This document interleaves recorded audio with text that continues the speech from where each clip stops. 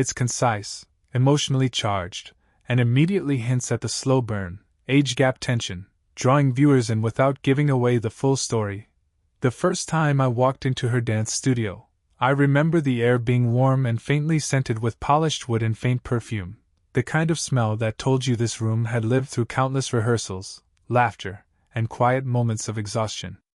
The mirrors stretched endlessly along the wall, reflecting not just the space but the nerves written all over my face.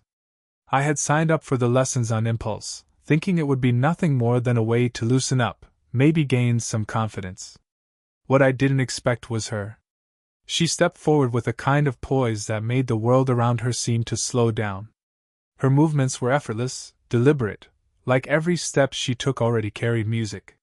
She was older, that much was obvious, not in a way that dulled her, but in a way that made her presence even more striking. Her dark hair was pulled into a neat twist, and her eyes carried both kindness and an authority that silenced my fumbling introduction before it could tumble into awkwardness. "Relax," she said, her voice smooth, carrying a trace of amusement at my stiffness. "We don't learn to dance by thinking. We learn by feeling." That sentence stayed with me. It wasn't just instruction, it felt like she was drawing me into something more personal, something that wasn't just about steps and rhythm. When she placed her hand lightly on my shoulder to guide me into position, I felt the weight of that touch far more than I should have. Her palm was steady, warm, a quiet reassurance that seemed to seep beneath my skin. I remember the exact sensation, the faint pressure of her fingers adjusting me into alignment, the brush of her sleeve grazing against mine, and the calm confidence with which she moved me closer until the rhythm between us no longer felt foreign. As she demonstrated the steps, her body angled near mine, and for a moment our eyes met in the mirror. It wasn't an intense gaze, more a passing acknowledgement, but it lingered just a second longer than it needed to. I told myself it was nothing, that she probably looked at all her students this way, but something about the softness in her eyes unsettled me. It felt like she could already read the hesitation I carried, the uncertainty not just in my feet but in myself. When the music began, my clumsy movements betrayed me. I stepped wrong, stumbled slightly, and almost pulled away in embarrassment, but she didn't let me. Instead, her hand tightened gently on mine, grounding me. "Don't rush. The music will carry you if you let it." Her words weren't just about dance anymore. They were about surrendering control, trusting her lead. And so, in that first hour under her guidance, something subtle happened. The studio was no longer just a room, and she was no longer just a teacher. She was the steady heartbeat to my uncertainty, and though I didn't yet realize it, I had just stepped into a dance that would change more than my rhythm. It would change me. The second lesson began with less hesitation, though I still carried the weight of self-consciousness in every step I took. The studio felt different now, as though the air itself had grown familiar. The polished wood seemed to glow under the soft lights, and the faint echo of yesterday's music still lingered in my memory. I walked in expecting correction, perhaps even frustration from her at my lack of rhythm, but instead, I found her waiting with that same calm poise, her presence filling the room before a single word left her lips. "Good," she said simply as our eyes met. "You came back. That's the first step most people never take." Her words struck me deeper than I let on. It wasn't just encouragement, it was acknowledgement. She saw me, not just as a student fumbling with footwork, but as someone trying, someone reaching for something outside his comfort zone. When the music started, she guided me into the frame again. This time, her hand found mine more easily, as if she already knew the shape of my grip. The contact was still new to me, though, her fingers delicate yet steady, her palm warm against mine. Every time she adjusted my posture, the gentleness of her touch left a trail of awareness that lingered long after her hand had moved away. "Don't think about the steps," she whispered, her breath brushing close to my ear as she leaned in to adjust my stance. "Think about breathing with me. Let your body follow, not your head." Her closeness was disarming. I could feel the faint brush of her hair against my cheek, smell the subtle fragrance of her perfume, something floral, something understated, yet powerful in how it drew me in. My heart stumbled where my feet should not have. The music was soft, carrying us in its rhythm. I tried to listen, tried to let go, but it wasn't the beat of the song I found myself following, it was hers. The way her body shifted ever so slightly, the way her hand at my shoulder applied just enough pressure to guide me. Each adjustment she made was both a correction and a kind of silent conversation. My nerves translated every brush of her hand, every brief glance into a language I couldn't quite speak aloud. At one point, I stepped wrong again, my foot colliding lightly with hers. I immediately pulled back, mortified. But she didn't step away. Instead, she tightened her hold, steadying me, her lips curving in a faint smile. "If you pull away every time you make a mistake," she murmured, "you'll never learn to dance with someone. You'll only learn to dance alone." Her words lingered long after the music ended. They weren't just about dance steps, they carried something heavier, something I wasn't ready to admit but couldn't ignore. She had seen through my hesitation, my instinct to retreat when things became uncertain. And instead of letting me run, she held me there, in that moment, until I realized that maybe what scared me most wasn't the dance at all. It was her. By the third lesson, the studio no longer felt like a stranger's space. The wooden floor carried the rhythm of our steps, and the walls seemed to hold the echoes of our laughter and missteps. I entered expecting correction, perhaps even a little distance to remind me that this was still a student-teacher relationship. But when she looked up at me that day, her eyes softened with something beyond formality. She greeted me not with a rehearsed smile, but with a faint laugh at the way I struggled to loosen my shoulders. "Still stiff?" she teased gently, reaching forward to press 2 fingers against the line of my arm. Her touch was deliberate but light, enough to guide, enough to send a current through me I tried hard to disguise. This time, she didn't start with music. "Close your eyes," she said. I hesitated, then obeyed. "Now breathe. Don't wait for the beat. Just feel me." Her hand slipped into mine, firmer now, more certain, and her other rested lightly against my shoulder. Even without the music, there was rhythm in her movements. She guided me forward, backward, side to side, our steps slow and deliberate. With my eyes closed, the rest of the world fell away, the mirrors, the walls, the pressure of being seen. There was only the subtle sway of her body and the warmth of her palm anchoring me. I could feel her breath, steady and calm, as though she were lending me her confidence. Each movement we shared became less about precision and more about trust. When my foot faltered, hers adjusted seamlessly, covering the mistake as if it belonged to the dance itself. "See?" she murmured. "It's not about steps. It's about connection. You listen, I respond. I lead, you follow, or sometimes, the other way around." Her words blurred into something larger than dance. It felt as though she wasn't just teaching me movement but teaching me intimacy, how to exist in someone else's rhythm without losing my own. When I finally opened my eyes, I found her looking at me in the mirror. Not directly, but through our reflections. There was something almost vulnerable in her expression, though quickly softened into her usual calm poise. I wondered if she noticed how my gaze lingered, how the room felt too small for the sudden weight of what was growing between us. The music began then, slow and smooth. With every step, the space between us seemed to shrink. Her fingers brushed the side of my hand when she adjusted my grip, her shoulder grazed mine in a turn, and once, as I misjudged the distance, her cheek brushed so lightly against my temple that the breath caught in my chest. Neither of us spoke about it. We didn't need to. The silence was full enough, the thrum of music, the closeness of her body, the way her presence had stopped feeling like instruction and started feeling like something more dangerous, more magnetic. That day, I left the studio realizing the lessons were no longer just about learning to dance. They were about learning to stay in step with someone who was beginning to matter far more than I ever intended. By the 4th lesson, the rhythm between us had become something I could almost trust. I wasn't tripping over my own feet as much, and the nervous stiffness in my shoulders had begun to melt, not because I had suddenly become a better dancer, but because she made it impossible to stay guarded around her. That evening, the studio lights were dimmer than usual, softened by the fading sunset filtering through the tall windows. The room was warm, hushed, almost private in a way that made each sound, the shuffle of our shoes, the brush of our breaths, feel amplified.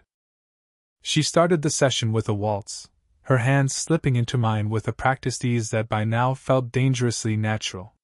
Her other hand rested on my shoulder, and as the music swelled, she drew me closer, guiding me into the turn. At first, everything was as it had been before: instruction, rhythm, correction. But something shifted midway. Perhaps it was the way I finally managed a perfect step, or the way her smile reached her eyes in approval. Whatever it was, the distance between us seemed to vanish. Her hand lingered on my back longer than necessary, her fingers spreading slightly as if anchoring me there. When the song ended, instead of pulling away immediately, she remained close. Her cheek was just inches from mine, her breath warm against my skin. For a suspended heartbeat, either of us moved. I felt it, the hesitation, the awareness, the weight of silence pressing down on us. She should have stepped back. She was my instructor, this was supposed to be professional. But she didn't. Instead, she tightened her hold, just slightly, almost imperceptibly, but enough to send a rush of heat through my chest. My pulse hammered in my ears as I became acutely aware of everything: the rise and fall of her breathing, the subtle brush of her hair near my jaw, the steady warmth of her body so close to mine. I wanted to say something, to break the tension, but the words caught in my throat. My voice would have betrayed me. And so, I stood there, letting the silence speak for both of us. Finally, she eased back, but only a fraction. Her eyes met mine, not in the mirror this time, but directly, openly. There was no teasing smile, no light-hearted dismissal. Just a quiet, searching look that unsettled me more than any misstep ever had. Then, as though realizing she had lingered too long, she cleared her throat and adjusted the music. Her voice, when she spoke again, was steady, but softer than usual. "Let's try that again." From the top. But even as we moved back into the steps, the memory of her hold clung to me, impossible to shake. It wasn't just the touch, it was the unspoken permission in it, the acknowledgement that something between us had shifted. That night, I left the studio knowing that the line between teacher and student had been crossed, not with words, but with the way she had held me too long. The next time I walked into the studio, I carried with me a weight I couldn't put down. Her touch from the last lesson still lingered in my mind, like a song that refused to end. The way she had held me too long wasn't just an accident. It had meant something, even if either of us dared to name it. She was already there when I arrived, adjusting the stereo. Her back was to me, shoulders straight, hair pinned neatly as always, but when she turned, her eyes caught mine, and for a moment, it felt like both of us remembered. The air between us carried that unspoken memory, heavy but fragile. We began without much talk. Her instructions were precise, her voice steady, but there was a new edge beneath it, a softness, maybe even caution. When her hand found mine, I felt her hesitate for the briefest second, as if reminding herself of the line she shouldn't cross. Yet once her fingers settled, the familiar warmth returned, unavoidable. We moved through the steps, but the rhythm wasn't the same. The dance wasn't just about music anymore, it was about silence. Every glance she stole when she thought I wasn't looking, every pause before her hand adjusted my posture, every brush of her sleeve, it all seemed louder than the song playing around us. Halfway through, she stopped. She let go of me and stepped back, folding her arms as if to shield herself from her own thoughts. "You're improving," she said, her voice a little too formal, a little too clipped. I tried to laugh, to lighten the weight, but the sound came out uneven. "Maybe it's because of the teacher." Her lips curved into the faintest smile, but her eyes dropped, avoiding mine. "Don't say that," she whispered, almost to herself. Something in me ached at that moment. I wanted to ask her why. I wanted to tell her how I replayed that hold in my head, how it felt like the safest place I had been in a long time. But the words never came. Instead, I stepped closer, closing the space she had just created. She looked up then, startled by my nearness, and for a second, the world narrowed to the flecks of light in her eyes, the soft parting of her lips as though she might speak but couldn't. My hand twitched, almost reaching for hers, but I stopped myself, gripping the edge of my own shirt instead. Her breath caught, barely audible, but I felt it. Then, as though realizing we were teetering on the edge of something irreversible, she stepped back again, her voice firmer. "From the top," she said. We finished the lesson in practiced silence. The music played, our steps moved, but the dance was no longer a lesson. It was a battle against the closeness we both felt but neither dared to name. When I left that evening, I caught myself pausing at the door, hoping she would call me back, hoping she would say something, anything. But she didn't. She only stood there, hands clasped, watching me go, her expression unreadable. And yet, deep down, I knew, the silence between us said more than any words ever could. The air was heavier that day, thick with unspoken words. The studio felt smaller somehow, as if the walls themselves had closed in to hold the secret that lingered between us. I walked in, trying to mask my nerves with a casual stride, but she noticed immediately. Her eyes, sharp and knowing, held me in place before I could even speak. "Are you ready?" she asked, voice gentle, but there was an edge to it, a tension I hadn't felt before. I nodded, even though my heart was racing. Today wasn't just another lesson. Something had shifted, and I could sense it in the way her presence pressed against me, almost physically, without touching.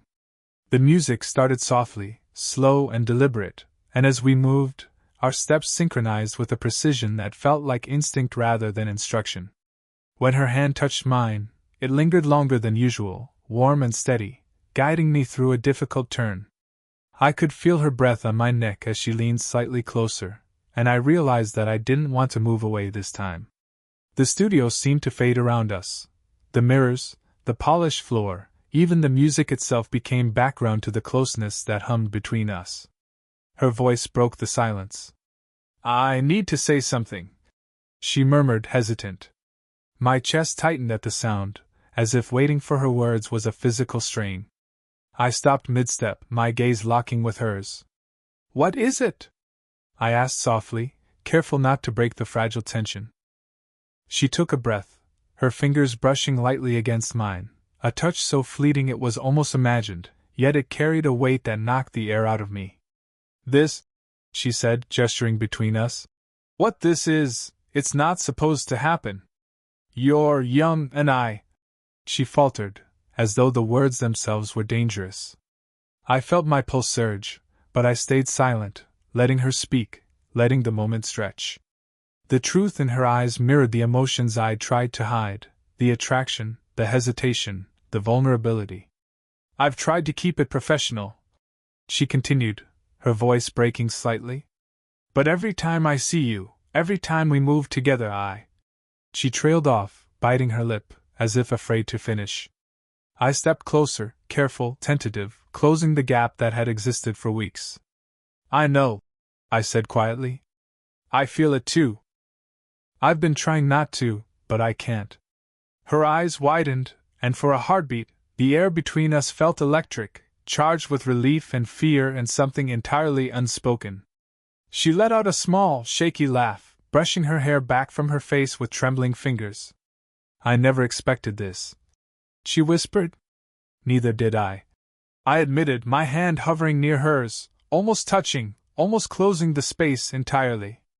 For the first time, the barrier between teacher and student didn't matter. We stood there, breaths mingling, hearts racing, the studio around us fading into irrelevance.